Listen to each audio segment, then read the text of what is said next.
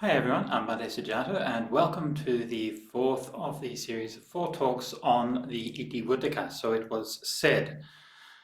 I've been looking at one set of numbers each week. So the first week we looked at the 1s, then the 2s, the 3s, and now, you guessed it, we're on to the 4s. And the chapter of the 4s, interestingly enough, is considerably shorter than that of the 3s.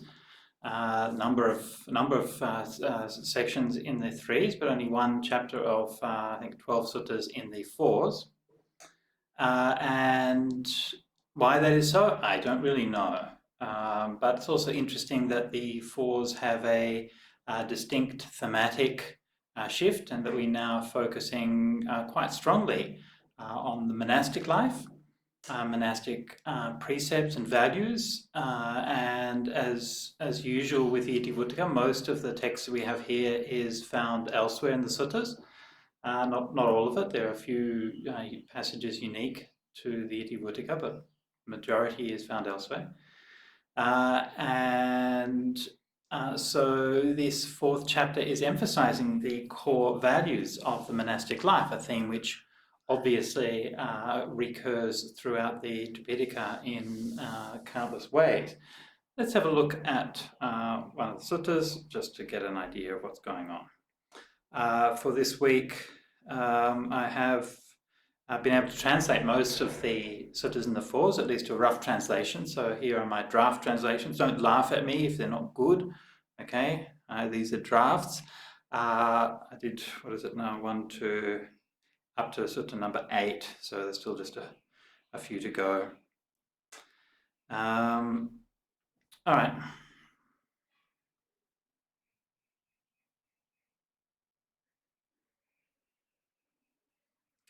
Okay, so the first one is the discourse on, it's a little bit difficult to translate this one, but translate is the Brahma Dhamma Yaga is something like the holy offering of the teaching. What it means, Brahmana Dhamma. And the Buddha, this was said by the Buddha, the perfected one, that is what I heard. I, mendicant, am a Brahman, committed to charity, always open-handed, bearing my final body, a healer, a surgeon. You are my rightful children, born of my mouth, born of the teaching, created by the teaching, heirs in the teaching, not in material things. There are these 2 gifts, a gift of material things and a gift of the teaching. The better of these 2 gifts is the gift of the teaching. There are these 2 kinds of sharing material things and sharing the teaching. The better of these 2 kinds of sharing is sharing the teaching.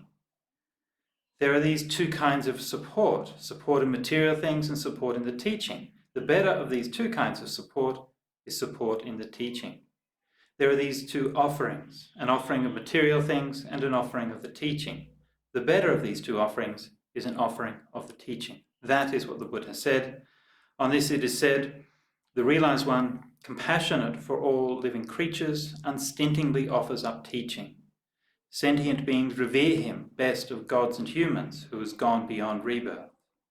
This too is spoken by the Blessed One. That is what I heard. So here the Buddha, in rather a contrast to the theme that I just mentioned before about the emphasis on monastic life, here the Buddha is not quite launched into that theme yet, but still is bordering on it and discussing particularly the topic of generosity, and how that generosity is, there's a mutuality to the generosity between the lay community and the monastic community. So this is about fostering an understanding and an appreciation of the role of both communities. And I might add, this also is a theme which is returned to later in this chapter. So he starts out with a rather a lion's roar-ish, what was I wanting to say, rather bold declaration, ahamasmi brahmano. And those familiar with Indian philosophy would know the phrase ahamasmi is the words uttered by Manu, the first human being. And and this kind of bold statement right at the start of the sentence, start of the chapter, in fact, ahamasmi, I am. And so the Buddha here is reclaiming the title of Brahman in its sense of a pure or perfected person from the class of Brahmins. Of course, the Buddha was resolutely opposed to caste and resolutely opposed to the claims by the Brahmin clan that they were somehow intrinsically pure because of their birth. And the Buddha always insisted that purity and a person's value should be judged by their deeds and not by where they happen to have been born.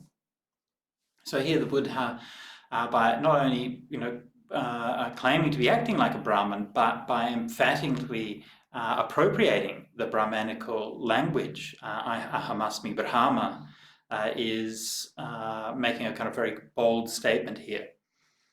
And it's also, I think, interesting that he conflates the two kinds of epithets here, which are more commonly kept separate. So the first series of epithets, I'm committed to charity, always open-handed. These are things which are typically used to describe a virtuous lay devotee who's practicing generosity, and not something which is usually typically to describe the Buddha. On the other hand, the phrases bearing my final body, a healer and a surgeon, these are things which are more typically described of the Buddha rather than of lay folk. So this is here he's sort of conflating those and saying that the values that we might normally associate with goodness in the lay community, values of generosity, are also things found in the Buddha and by extension also in the Sangha as well. The use of the terms a healer and a surgeon to apply to the Buddha are these are fairly common metaphors we find in the suttas. They're used in quite a reasonably wide variety of cases. The word that's translated as surgeon here, the Pali word, I believe, I did a bit of research on this when I was doing my translations, and I believe the Pali word is salakata, and I believe that the sala here is from the word meaning an arrow, and the original meaning, what we're translating as surgeon, was somebody who patched people up on the battlefield. So this is the Buddha's job, to go out there on the battlefield and patch you up from your arrow wounds that you received when out there doing battle with Mara. Okay, so then he goes on again, appropriating Brahmanical language and ideas to say, you are my rightful children, born of my mouth, born of the teaching. So this is drawing upon the Brahmanical idea that the Brahmins are the children of Brahma, who are born from Brahma's mouth in the sense of from the Vedas. And of course, we, the Buddha's followers, are born from the Buddha's mouth in the sense of following his teachings. Born of the teaching, created by the teaching, heirs in the teaching, not in material things. So we follow the Buddha through our practice and understanding of what he taught, and not because we inherit the material things that he passed down. Now this is a powerful teaching and a strong teaching given to monastics. We find this theme is taught in more detail in the Majjhima Nikaya. And the idea is, it's given quite a literal example where the Buddha is eating his meal and he finishes eating, and then there's food left over, and he says to one of the other monks, do you want my food? And so the monks reflect that, well, we're the heir to the Buddha in spiritual things, in the Dhamma, and not in material things, and things like food. So this is something which is, I think, a huge theme for us today as Sangha and as a Buddhist community, because we see that the Buddhist religion, if you like, has accumulated a quantity of wealth and prestige that is far beyond anything envisaged in the Buddha's day. All of these thousands of big, beautiful temples and Buddha images and land everywhere and all of these kinds of things. And it's definitely true, I think, to say, I think it's uncontroversial really to say that to a large part that Buddhist community has tended to rather ignore this advice and to become the heir of the Buddha in material things rather than heir in spiritual things. Because if we look at most of those temples and most of those places, then we don't really see a lot of people practicing or even studying the Buddha's teachings. But we do see a lot of people who are using the Buddha's name in a way to gain some kind of material prosperity. The same thing happens in this context of traditional societies, traditional Buddhist cultures, but it also happens in new Buddhist cultures as well. And when we are in our kind of modern world, there's plenty of people who are marketing themselves as Buddhists or as drawing from Buddhist ideas and so on, and using the prestige of the Buddha in order to sort of market some whatever method or product or something like that. We actually had a number of conversations about this in the Buddhist community in Australia, because there's quite a few businesses who will brand themselves after Buddhism. Sometimes, you have like I think there's the Samsara furniture shop, which seems reasonable enough. And we, of course, we have the, the fashion store or something, Max Mara. I don't know if that's like a deliberate attempt at drawing from Buddhist ideas. Many years ago, I was in the home of a wealthy lay donor in Sydney, and with a Thai monk, and she had done some shopping, and one of the bags was from Max Mara. And as we went past, I just sort of saw it and smiled, and the Thai monk said, "Oh, what's that?" And I translated what Max Mara meant for him, and he just laughed. So we've also got like the Buddha Bar is another good example, and sometimes Buddhists have got quite upset about this and been protesting about the Buddha Bar and so on. Personally, I'm not that worried about it. I think the Buddha Bar is. I was talking to a group of people about that one time, and I mentioned, it was the time, I think it was in Jakarta, and people were protesting. The Buddhist community there was protesting, and I said, well, I mean, I understand it's not appropriate to do that, but I can't get myself too worked up about it. I mean, imagine that somebody goes in there drunk late at night, and they got rejected by the girl, and everything seems down, and then they look up and then they see the Buddha, and maybe that's exactly where the Buddha needs to be, in the bar, rather than just locked away in the temple. And as I was giving this talk, there was this fellow sitting in the audience, and he said to me, "Bhante," he said, "that's exactly what happened to me. That's why I'm here. That's how I found the Buddhist path." So it happens. So this is why I'm not hugely kind of worried about. I mean, I don't think it's a good thing. Don't mistake me. I'm not an enthusiast of people appropriating Buddhist iconography and ideas and so on. But I do find it a bit difficult to get too worked up about it. It's on the scale of problems to worry about in the world, on the one hand of giving a nightmarish psychopath access to nuclear codes on the one hand, and people using the Buddha's name to advertise a furniture shop or something on the other hand, doesn't seem to be that much of a worry. Anyway, so the point here is that we, as regardless of what businesses do, we as monastics and as Buddhist practitioners should definitely be taking this seriously, and we should be asking ourselves, to what extent are we the heirs to the Buddha in spiritual things, and what extent are we heirs to the Buddha in material things? One of the things that I have learned slowly and painfully in my life as a monk is the extent to which even apparently well-practiced monastics will go to great lengths to procure real estate, to procure wealth, to procure prestige, and that these things drive a lot of the decisions that you see when you see things which are done which clearly don't agree with the Dhamma. And it's really to me, it's really disappointing, and I really feel that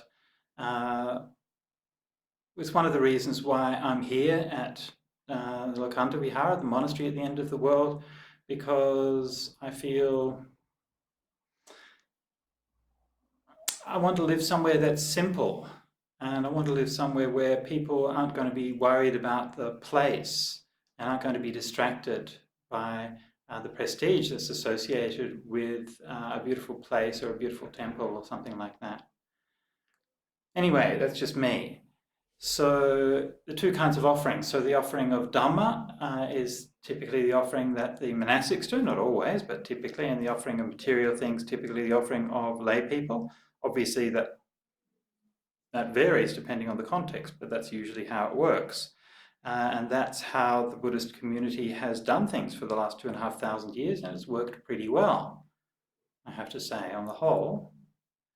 And I think it's remarkable how we can still do it. Really, it's just astonishing. It's a very simple system, but it still works. All right, let me move on to the next sutta. Sutta Itivuttaka 101.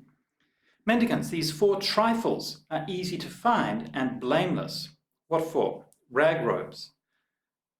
This a lump of alms food, lodgings at the root of a tree. So you can see here we have our simple little flat here in Harris Park. Seems to most people it's pretty kind of basic for Australian living, but compared to living at the root of a tree, it's very luxurious. We have like hot water and stuff. It's amazing. Fermented urine as medicine. These four trifles are easy to find and are blameless. When a mendicant is content with trifles that are easier to find, they have one of the factors of the ascetic life, I say. On this it is said, when you're content with what's blameless, trifling, and easy to find, you don't get upset about lodging, robes, food, and drink, and you're not obstructed anywhere. These qualities are said to be integral to the ascetic life. They're mastered by a mendicant, content and diligent. Okay, so these are the four basic requisites for monastics. Most of them pretty straightforward. The mention of fermented urine is probably going to raise a few eyebrows if you haven't encountered this one before, but these are meant as the sort of the rock bottom requirements that a monastic should expect when entering the Sangha. They're the things that the Sangha should provide at minimum for them. And apparently fermented cow's urine was used as a medicine. I guess they would like pickle herbs and things like that in it, and still, used today in Ayurvedic medicine. So this was like, it wasn't meant to be like you have to be drinking fermented urine all the time. It's like saying that if you're in an extreme of sickness, then these are the medicines that should be available. Similarly, living at the root of a tree, and the Buddha allowed living in huts and living in houses and various kinds of things. He allowed for robes. The minimum is a rag robe, so that would mean a robe that's like literally often collected from a charnel ground. So the corpses would be wrapped in robes, and the monks would take them once the corpses don't need them anymore. Take them, wash them, cut them up, and sew them into monastic robes. People still do that, for example, just collecting rags from the side of the road and these kinds of things. You see Venerable Tapasi, when he was staying with us at Santi, he did that. I don't know if he ever succeeded in making a robe, but he certainly put quite a lot of effort keeping his eye out for abandoned bits of rag and things like that so that he could boil them up and sew them into a robe. So we take this one quite seriously, and it's quite a kind of fun thing to do. Most of us these days wear pre-sewn robes. These ones are made in Thailand and they're sewn. They're very nice cotton and very nicely made. But we still keep them simple. So I just have one set of 3 robes. That's it.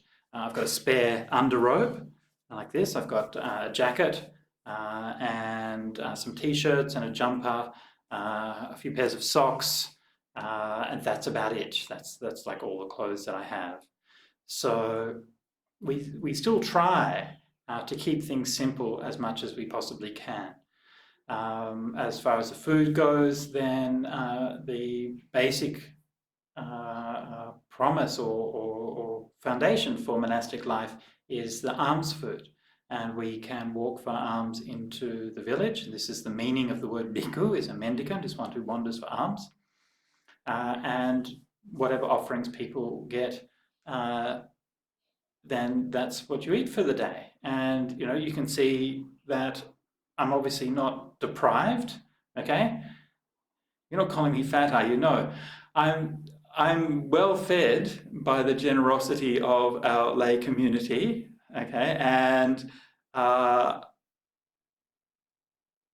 what can I say? We before the coronavirus hit, we would walk for alms into the village every day. And every day we would be given abundant food, so much that we would share with our neighbours here, we would share with our local community centre. We'd have ridiculous amounts of food. So this is people's generosity. And I think that this is like a huge example. For me, this is a huge example to set that we live in a world where things have been taken over by the corporate life. It's taken over by the inexorable grinding logic of economics, that everything must be reduced to a transaction, that if you give something, you've got to get something in return. And the Buddhist way, based on faith and on generosity, just goes right against that stream of the world. And it's astonishing, really, that even within a world that is so, taken up by selfishness and greed and commercialism, that it's still possible. It's not just possible, it's actually quite easy if you know what you're doing. We monastics are supported, largely a large amount of our support comes from traditional Buddhist communities, Sri Lankan community. If you're going for alms round, the Thai community will, if you go to Thai restaurants, they will always help you. So I joke, if you want to know how to do Pindabata in a modern city, then you just say, Siri, find a Thai restaurant near me, and they will always be happy and so delighted to give you something to eat.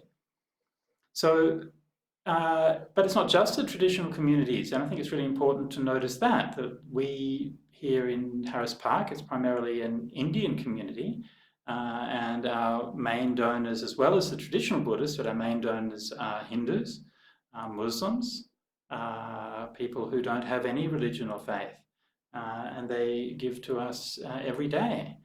And we walked for alms one day with a friend of ours, friend of Venerable Akalikos, and when he saw that people were giving from the Hindu shop and the Muslim shop and so on, that they were giving dana, and then he said, but aren't they the competition? Well, we don't really think like that. They're just people doing a good thing. So,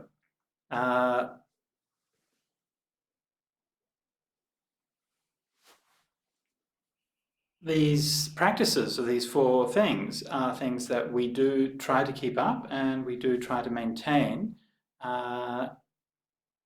even today as best as we possibly can.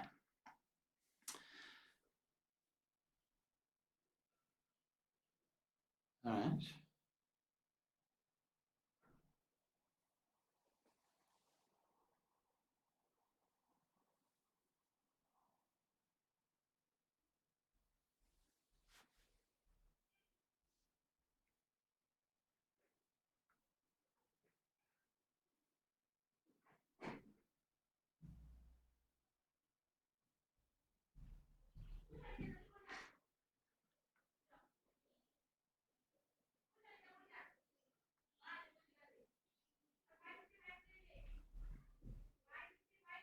All right, so let's look at another one along a related theme.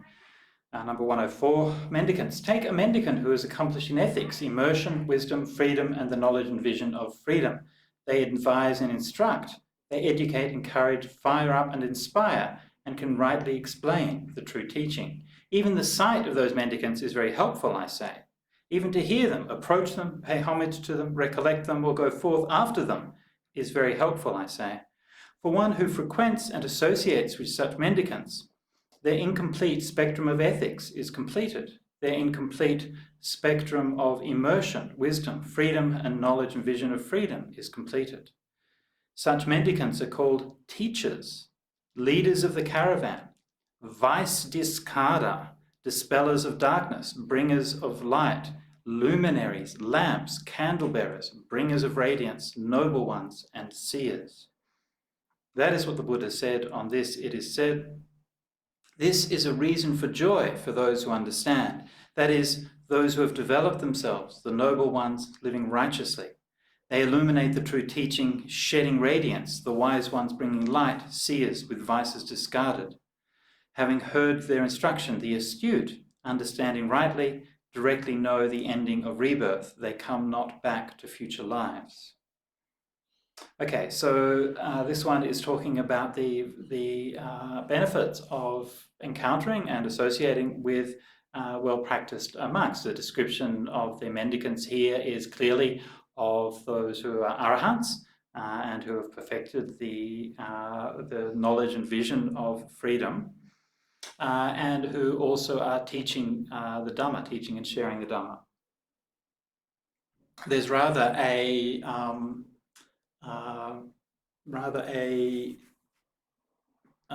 extravagant list of epithets, and a list of epithets that perhaps we might consider more commonly be used for the Buddha himself, but here applied to these arahants who are helping others. Many of them are about light. To try to translate them is a bit foolish, but anyway, that's my job as a translator. It's a foolish job, but somebody's got to do it. So most of them are along the lines of somebody who brings light, or someone who sheds light, or someone who illuminates. And this is again, I think, is something that's worth reflecting on and worth remembering, that perhaps we sometimes take for granted. If we've looked a bit like at the economic structure of the Buddhist community, how it's based on generosity, and it's based on mutual gratitude and appreciation.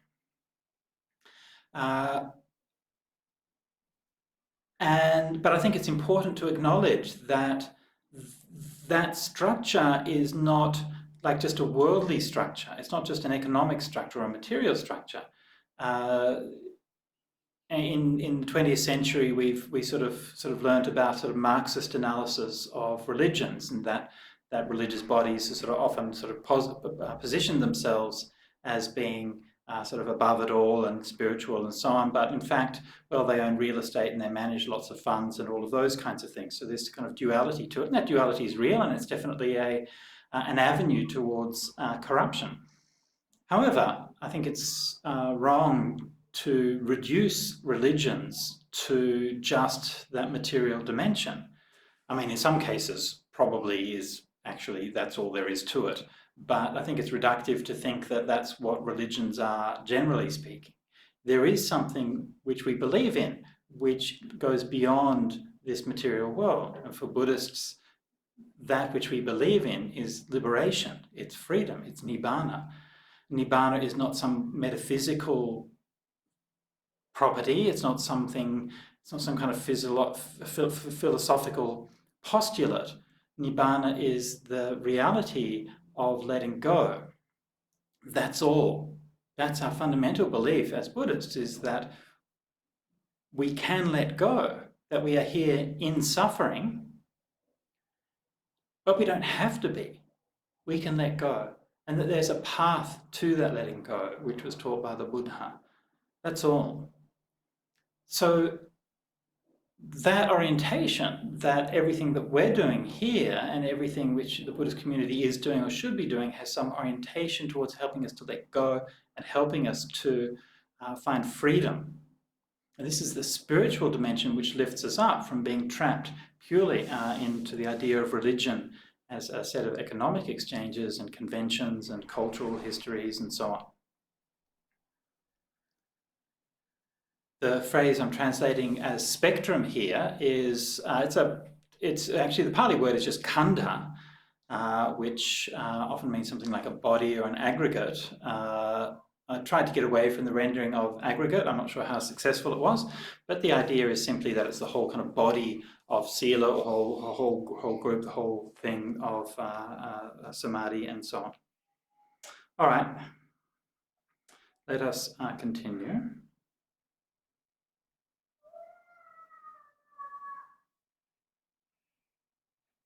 All right, so next one,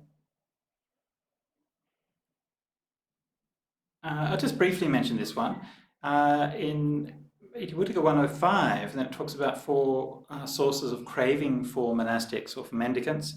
And the 4 things are robes, alms, food, lodging, and rebirth in this or that state. So these are basically the 4 requisites. Unsurprisingly, fermented urine is not listed there, not something that generally gives rise to craving, but instead it says rebirth in this or that state. So this also is worth noting, that the idea of getting reborn in a good place, in other words, basically getting reborn in heaven is what it means, then that is a source of craving in Buddhism, and something especially for monastics that they should be letting go of. Okay. Next one is a very nice one, sutta number 106. And this one appears elsewhere in the Anguttara Nikaya, but I'll read it out because it is a very nice one. Mendicants, a family where the children honour their parents in their home is said to live with Brahma.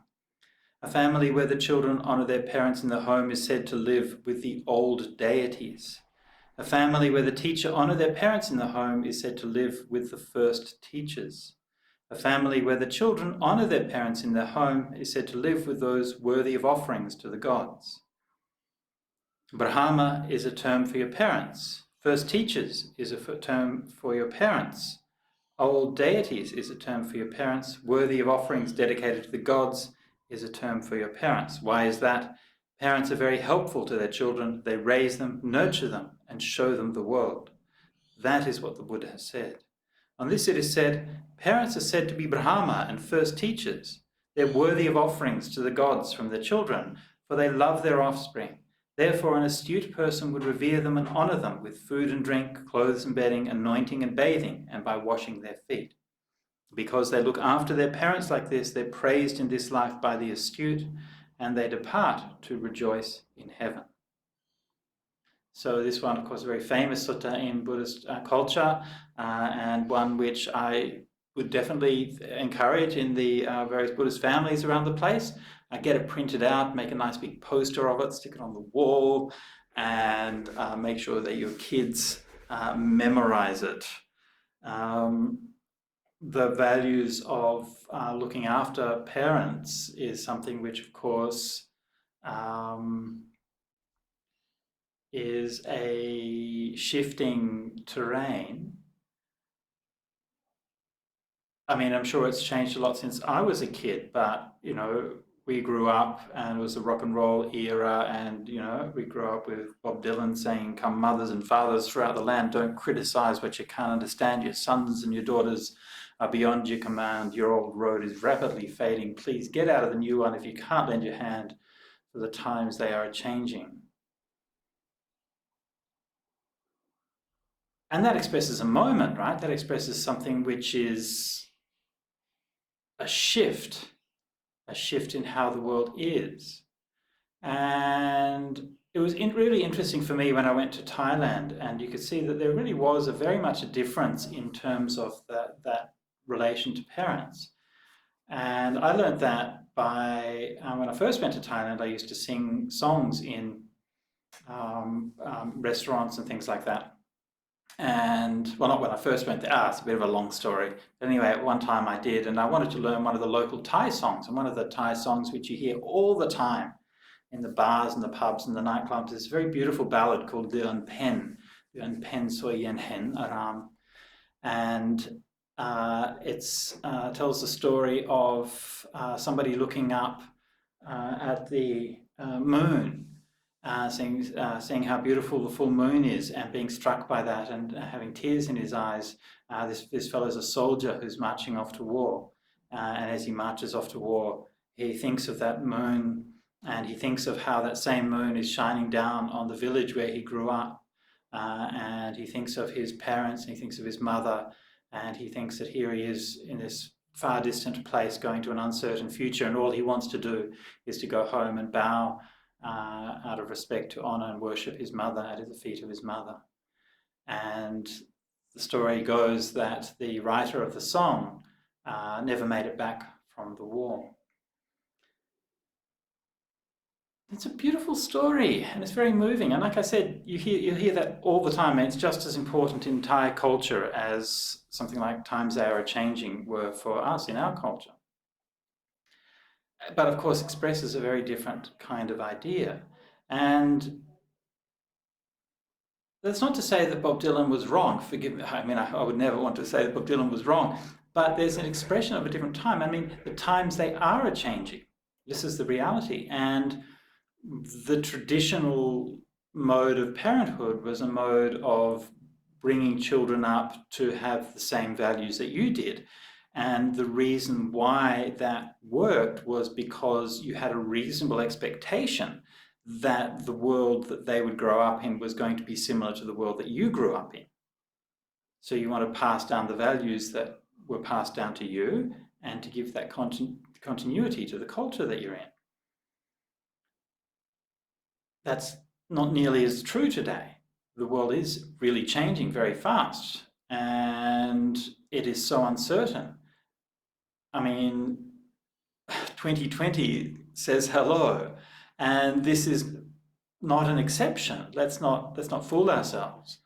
2020 is fire and riots and plague, and one of the most, and global economic collapse and all of these kinds of things. But let's not pretend that this is kind of an outlier. This is another step in the falling apart and the collapse of our society, primarily driven by our destruction of the environment.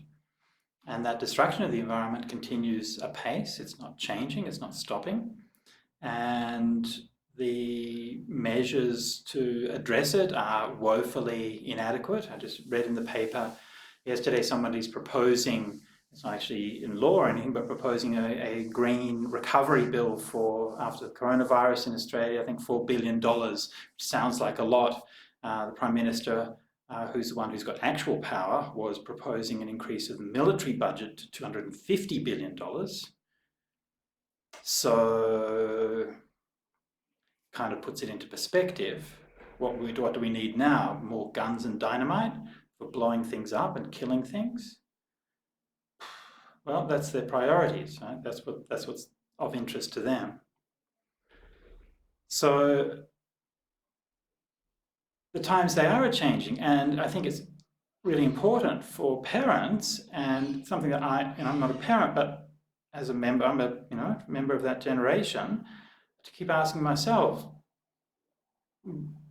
what are the values that I'm handing down to my kids? It's not just enough to say we should, because the virtue of what we've done, that our kids should listen to our values. If our values are not actually going to work for them, then why should we expect our kids to follow them? Why should we expect young people to live by our values if our values have done this? Our values have brought on them climate change. Our values have brought on them the extinction of thousands of species. Our values have brought on them a life in lockdown and pandemic. Our values have brought upon them a future that is more uncertain than any generation of children has ever faced. That's what our values have done. So who are we to think that we should be passing our values down to our children? So I think that it's really important for us as an elder generation to reflect on this and to realize that what matters is not just sort of stamping children with the template that we have, but what's important for us is to understand what are the values that we have that are actually valuable.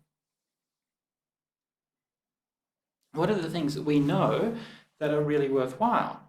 And can we pass down those things to the children? Not just pass down any old thing. Okay, moving on. Where are we now?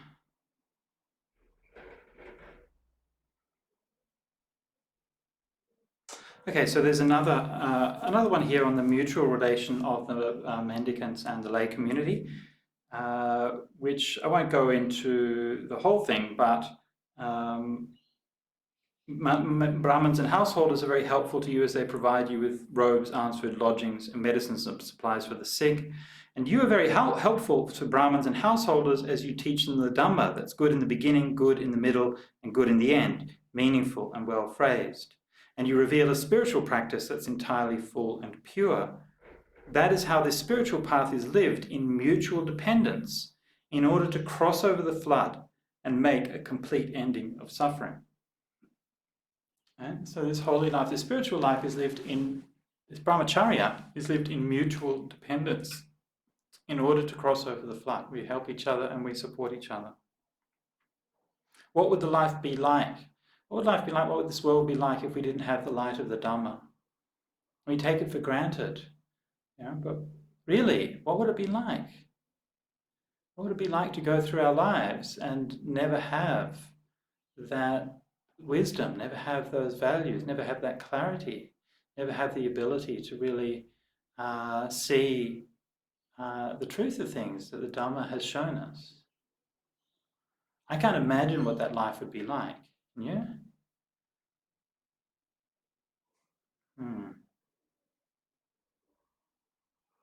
Okay. All right, so this particular one is the last sutta in the Itivuttaka, and it's very beautiful and very profound sutta.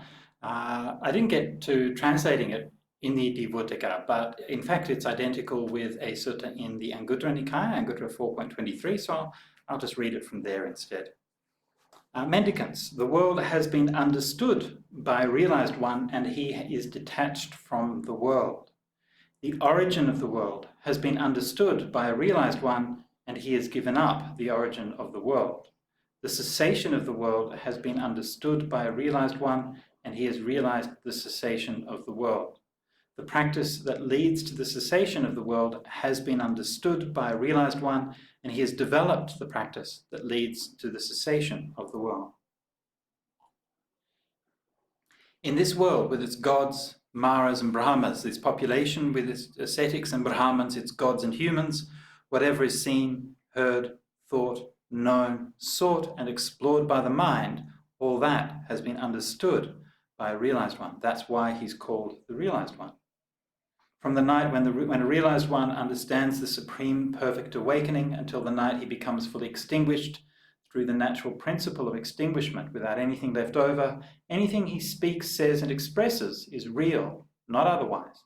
That's why he's called the realized one. The realized one does as he says and says as he does. Since this is so, that's why he's called the realized one. In this world with its gods, Maras and Brahmas, this population with its ascetics and Brahmins, gods and humans, the realized one is the undefeated, the champion, the universal seer, the wielder of power. That's why he's called the realized one. Directly knowing the whole world as it is and everything in it, he is detached from the whole world, disengaged from the whole world. That wise one is the champion who's escaped from all ties. He has reached ultimate peace, extinguishment, fearing nothing from any quarter. He is the Buddha with defilements ended, untroubled, with doubts cut off. He has attained the end of all karma, freed with the end of attachments. That blessed one is the Buddha. He is the supreme lion. In all the world with its gods, he turns the holy wheel. And so those gods and humans who have gone to the Buddha for refuge come together and revere him, the great one, rid of naivety. Tamed, he is the best of tamers. Peaceful, he is the hermit among the peaceful. Liberated, he is the foremost of liberators. Crossed over, he is the most excellent of guides across. And so they revere him, the great one, rid of naivety. In the world with its gods, he has no counterpart. So this is one of the most solemn and magnificent hymns of praise to the Buddha and to the Buddha's scope and nature of his realization that we find in the early texts. It focuses on the idea of the Tathagata being one of the main epithets of the Buddha. And of course the Buddha, when referring to himself, would often use this word Tathagata to refer to himself. Now, the word Tathagata is one of those words which is linguistically very simple. The first phrase is Tata, meaning thus or such, and the last phrase is Gata, which is a past participle of gone, to go, i.e. gone. So you could translate it literally as thus gone. But of course, and some people do that, of course, these usually in languages you find that the very simple everyday words are the ones which are most often used in a wide variety of contexts and with a wide variety of idiomatic meanings. So I think it's important to try to understand what those idioms are pointing to rather than just sort of expressing them in a rather overly literal manner. The commentaries give very extensive descriptions about what Tathagata means. I believe that that's translated by Bhikkhu Bodhi in his translation of the commentary to DN1, the Brahmajala Sutta, if my memory serves me well. So if you want to see those descriptions, you can find them there. Or are they in the, I think it might be there, I think it might be in the DN1 or it's also in the Visuddhimagga, but I think it's in the DN1. So, and they're kind of long, as the commentaries do, they're not necessarily interested to sort of pin down the meaning as a sort of one specific meaning, but more to sort of draw out a spectrum of meaning which can be used as inspiration for Dhamma talks and teachings in various ways. So as a translator, of course, I don't have the luxury of filling a paragraph full of explanations of what Tathagata might mean in every context, nor following the principles that I set for myself at the beginning of my translation, do I have the luxury of saying, "Oh, I'll just leave it in the Pali"? A lot of translators do this. I think it's a bad practice personally. I think it's lazy and it's not doing your job. You're a translator. Translate it. I don't know. It seems to make sense. You should only not translate something if it's like really impossible. If there's really literally no word in the language that's actually going to even vaguely suffice for it. And it turns out that there's not really that many concepts that are completely inexpressible. Here we see what is, I think, in the suttas, the most sort of detailed and specific discussion of what the word Tathagata means, illustrated within the context of the teaching. So it's not a linguistic explanation per se, but this it is clearly playing on the linguistic sense of it. First aspect here of why the Buddha is a Tathagata is because he has understood the world in terms of the Four Noble Truths. So this is the first one, and I think this is obviously really crucial. So the Four Noble Truths are tatha, they are such, they are true, they are what is real. And the Buddha is the Tathagata because he has understood those things. And so this is one of the primary reasons why I use the word realized one for this. I do think that the word tatha here primarily means truth or reality, as we will see in the other explanations as well. The second explanation the Buddha gives here is whatever is seen, heard, thought, known, sought, or explored by the mind, all that has been understood by the realized one. That's why he's called the realized one. So this is a way of illustrating the scope of the Buddha's enlightenment, that it encompasses everything which is knowable by the mind. The Buddha, of course, is stopping short of a claim of full omniscience here, as he did consistently throughout the suttas. He's not claiming to know anything at all. He's not claiming to know everything at all. He's claiming to know what is knowable. And so again, this is not so kind of directly related, but it still encompasses that idea that the Tathagata is to do with what is reality, what is the such, what is the world as it is. So the third one is much closer in meaning to the idea of the realized one. From the night when the realized one understands the supreme perfect awakening until the night he becomes fully extinguished, everything he speaks, says, and expresses is real, not otherwise, is tatha, not otherwise. Right? That's why he's called the realized one. So this is about his expression. His expression, his words are in line with the reality of the world that it is. The next one also is similar into this or related to this. He does as he says and says as he does. Since this is so, that's why he's called a realized one. Again, the idea of reality and truth, which is underlying this idea of Tathagata. And finally, in this world, the realized one is the undefeated, the champion, the universal seer, and the wielder of power. Here, again, taking a bunch of epithets which were attributed to Brahma. So the Buddha here is, so I think from this sutta, that sense of Tathagata as meaning somebody who is like literally like an embodiment of the truth, who manifests reality through their own inner realization and through the words and concepts that they express with that, how they live, then I think this is the primary sense that the text, I think, is clearly getting at with the idea of Tathagata, and that's why I translated it as the realized one. We are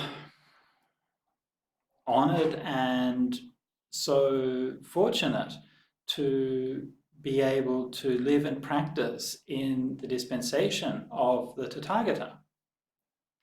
The fact that we somehow, in our long and weird and twisted journey through samsara, have made some good choices perhaps in the past. I mean, who knows, right? But maybe we made some good choices in the past and created some good karma for ourselves. And maybe we got reborn in a place where we could actually listen to the Dhamma. And we think about all of the human beings in the world today who never have the opportunity to hear the Dhamma, of all those who maybe hear bits of the Dhamma or something but don't really have an opportunity to practice. And think not just today, but think back 100 years or 200 years. Only a tiny fraction of the world really could hear and have the opportunity to understand the Dhamma. Many, many people all over the world were born, lived their whole life and passed away without ever having that opportunity. It's not to say that they didn't have the opportunity to live a good life, to gain wisdom, to be good people and all of those things. Of course they did. But there's something special about the Dhamma. And as we talked about earlier, we don't become the heirs to that Dhamma through material things, not just because we happen to be born in a Buddhist culture or we happen to be, somebody writes a name down on a census form and calls us Buddhist or something like that. That's not actually what makes us, it makes us Buddhist, but it doesn't make us practitioners of the Dhamma. And what makes us practitioners of the Dhamma is, first of all, listening to what the Buddha was saying. And then when we listen to what the Buddha was saying, take it seriously. What the Buddha was saying was actually something to mean something. It's not just something which is to be sort of worshipped or treated like some bunch of ancient legends. The Tipitaka is not something which should be just put in a cabinet and locked and sort of hidden away so that nobody can ever touch it. It's meant to come alive. And so we're meant to ask ourselves, how can we manifest these teachings in our lives? How we do that is up to us. The Buddha was not a controller. He was not the kind of religious leader who was going around and telling people, do this, do that, do the other. On the contrary, the Buddha was very hands-off. He was very reluctant to lay down rules for his community. He was very reluctant to be telling people what to do. What he would do, he would give advice, and he would give an inspiration for people. He would say, if you do this, this is what you get. Some people may have heard the saying that I use sometimes and I teach sometimes is the T for two. And T for two is a little lesson in historical Pali linguistics. What does T for two mean? Well, in Pali, you distinguish your verbs by the endings, and the indicative verb ending is ti. Very common indicative verb ending. Not all of them are ti, but the most common one. Third person singular, and the imperative ending is tu. And so ti means it is, and tu means may it be. And if you listen to the Sangha doing their blessing, their anumodana at the mealtime, then you'll be familiar with this tu sound. Bhavatu sabba mangalang, rakhantu sabba devata. And that tu sound is the may it be. So may there be all blessings for you. May the devas all protect you. And so this is where we get used to this idea that this is what the anumodana is. So it's almost like a sort of quasi-magical blessing that's being sort of bestowed upon you by the mystical Sangha. But what's curious is that if you look at it from a historical perspective, all of those anumodanas that have the tu form are all late. The Buddha never gave the anumodana in that form. The anumodanas that the Buddha gave, that were recorded in the suttas when the Buddha was invited for a meal and he would say some words after the meal, they all use the ti form. It is. Abhivadana sili sanichang buddhapachayano tataru dhammavardhanti. Ayuvarno sukhang balang. For somebody who respects the elders and is always always respecting them, then four things will arise, or four things will grow: long life, ayuvarno sukhang balang, long life, beauty, happiness, and health. And there's many different examples of this. It's a very consistent pattern. So whereas the later forms of Buddhism, it's about giving some kind of blessing or something, the early form of Buddhism, it's about teaching cause and effect. What the Buddha did was teach cause and effect. He wasn't saying to you, this is what I can do for you, or this is what you have to do, or something like that. He's saying, if you do this, this is what happens. This is the reality. This is what the Tathagata is. He's one who points to the reality of the world. And this is something which we have, I think, almost like forgotten, or it's like a lost understanding, a lost knowledge that there actually is a reality of the world in the world, and that we should conform to it. And we're seeing this played out in dramatic and very tragic form at the moment with the coronavirus. The coronavirus is a fact; it is a reality of the world. And if in those countries that live in that real world and that responded to it as a real thing in the real world, then we got the coronavirus under control very quickly, because our world has something to do with that real world. Countries where they have ignored reality and who think that ideology and wishes will replace, and essentially ego will replace reality. A country like the United States, then the leadership there has let down the people, and resulting in well over 100,000 deaths at the moment. This is the horrifying situation that we're in. This is what happens when your life is not lived in accordance with reality. Reality is not just a matter of your opinion. It's not just your perspective. The world is as it is, and wanting it to be a different way is just a bit of a waste of time.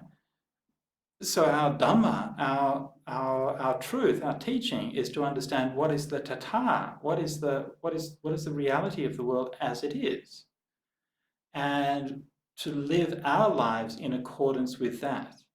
Our should, our ought, stems from the is. It's related to the is. We do this because the world is the way that it is. We ought to do this because the world is the way that it is. And we don't impose our ought, our moral values, irregardless of how the world actually is. So this means that in Buddhism we have a certain, or we aim to have a certain humility and a certain curiosity and an openness in our understandings. We're looking to what is the reality of the world. We're looking to what is the actual truth. And we are taking our time to look into that truth and to shape our understanding and our response and our life in accordance with that truth. And we regard this as something that's important. So don't just kind of dismiss it, and don't just think that somehow Buddhism is about just like, learning what it is that the Buddha said. That's just a starting point. What really matters is how do we understand that and how do we apply that? Don't be somebody who is just like, I see people these days, sometimes people just sort of pumping their heads full of Dhamma talks 24/7, and, just there's like Dhamma playing all the time, but they never actually understand anything, because they never actually stop to contemplate, well, what does it actually mean for my life?